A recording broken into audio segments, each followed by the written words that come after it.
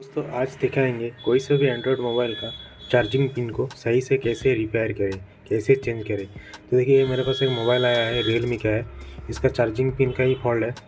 देखिए ये charging pin है इसको मैं पहले से ओपन करके रखा हूँ। तो इसमें जो चार्जिंग पिन है ये डैमेज होने की वजह से चार्ज नहीं हो रहा है। चार्ज तो हो रहा है लेकिन कस्टमर ने कहा कि बहुत ही स्लो से चार्ज हो रहा है।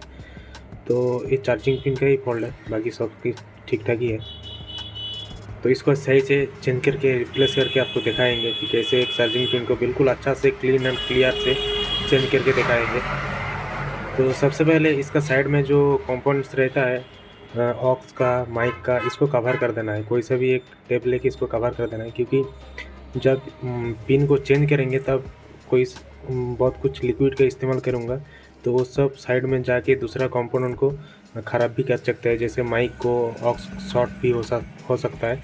इसीलिए साइड को कवर कर देता है। इससे क्या होगा, कुछ भी लिक्विड इसमें साइड में नहीं जाएगा।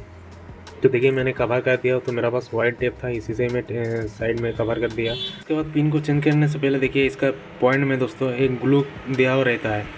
तो इसको उठाना है, रिमूव करना है। तो थोड़ा थोड़ा हीट देने के बाद ये रिमूव हो जाता है।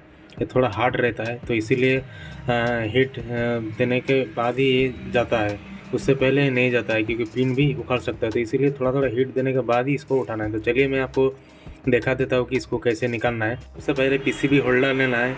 होल्डर को लेने के बाद जो सीसी बोर्ड है उसको टाइट रखना है। उसके बाद थोड़ा थोड़ा हीट देने के बाद ये रिमूव हो जाता है। दोस्तों ये इसीलिए रहता है क्योंकि पिन में कुछ जंग टंग नहीं लगे, इसीलिए प्रोटेक्ट रहता है ग्लू को दे के।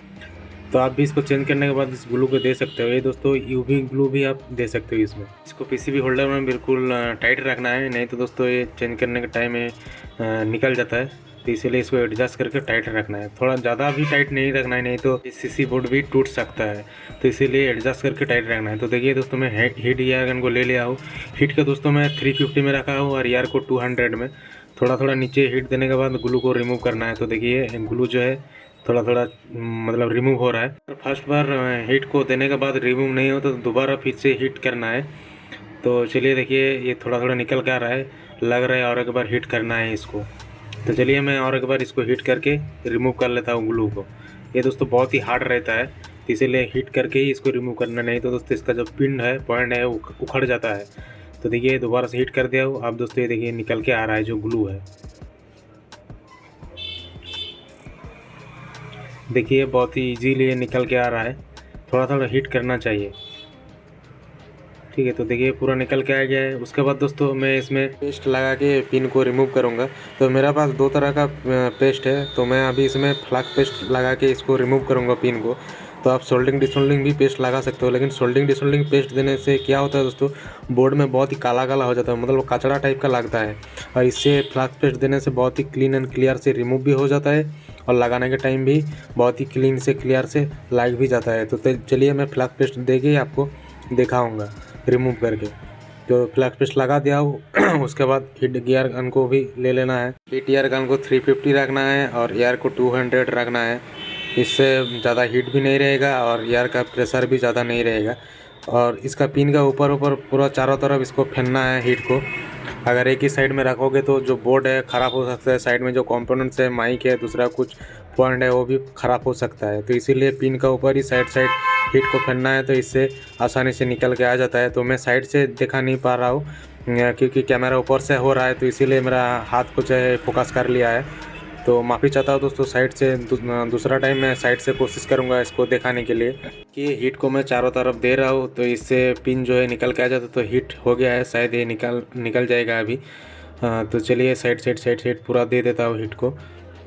अगर एक ही साइड रखोगे तो नहीं निकलेगा, पिन जो है टूट भी सकता है दोस्तों, इसको देख के ही निकलना है। तो देखिए दोस्तों पिन जो है निकल के आ गया है। पूरा साइड हीट को घुमाना है। तो पिन जो है निकल के आ गया है। उसके बाद क्या करना है, थोड़ा इसको क्लीन कर लेना है। इससे क्या होगा दोस्तों, जो ऊपर का जो एक पेस्ट का लेयर होता है वो हट जाता है। तो क्लीन करना भी ज़रूरी है। तो उसके बाद इसको रिमूव, जो इसका शोल्डर पॉइंट है उसको भी डिसोल्डिंग करना है, ताकि जो होल है सीसी बोर्ड का वो निकल के आ जाएगा। दूसरा टाइम जो पोर्ट है, चार्जिंग पोर्ट है, वो आसानी से बैठ जाएगा। तो चलिए देखिए दोस्तों क्लीन हो गया है। उसके बाद फिर से मैं फ्लैग पेस्ट लगा रहा हूँ जो पिन का जो शोल्डर है उसको रिमूव करने के लिए। क्योंकि इसको दोबारा उससे मैं हीट ईयर गन से नहीं लगाऊंगा, क्योंकि दूसरा टाइप का है। इसीलिए दोस्तों इसको जो शोल्डर है इसका पॉइंट में, उसको रिमूव करने के बाद ये जो पिन है आसानी से बैठ जाएगा और शोल्डर आयरन से इसको पॉइंट टू पॉइंट शोल्डर कर दूंगा। तो चलिए देखिए, मैं डिसोल्डिंग ऑयल ले लिया हूँ। उसके बाद जितना सारा पॉइंट है, इसका लेग है, प्लस माइनस डाटा का जितना सारा पॉइंट है उसको सबको डिसोल्डिंग करना है। सोल्डिंग करने के बाद बहुत ही आसानी से जो पिन है, नया पिन, वो आसानी से बैठ जाता है। तो चलिए दोस्तों, मैं फटाफट से डिसोल्डिंग कर लेता हूँ।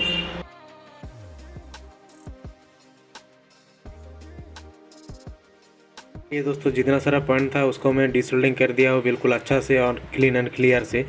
आपको कैसा दिखाई दे रहा है? बिल्कुल क्लीन और क्लियर दिखाई दे रहा है। जितना सारा पॉइंट था उसको मैंने शोल्डर पॉइंट जो था उसको रिमूव कर दिया, तो होल जो है निकल के आ गया है।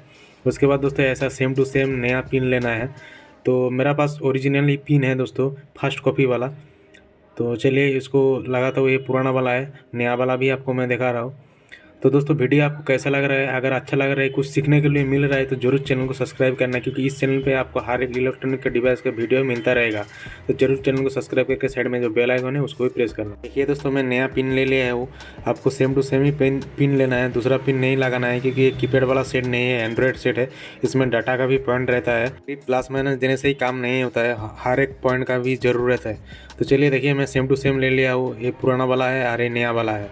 देखिए पूरा सेम टू सेम है, ओरिजिनली है। इसको सीसी बोर्ड में पूरा एडजस्ट करके बैठा लेना है। इसीलिए दोस्तों जो देखिए इसका जो पॉइंट है और सीसी बोर्ड का जो पॉइंट है, सीसी बोर्ड का पॉइंट को डिसोल्डिंग इसीलिए किया जाता है।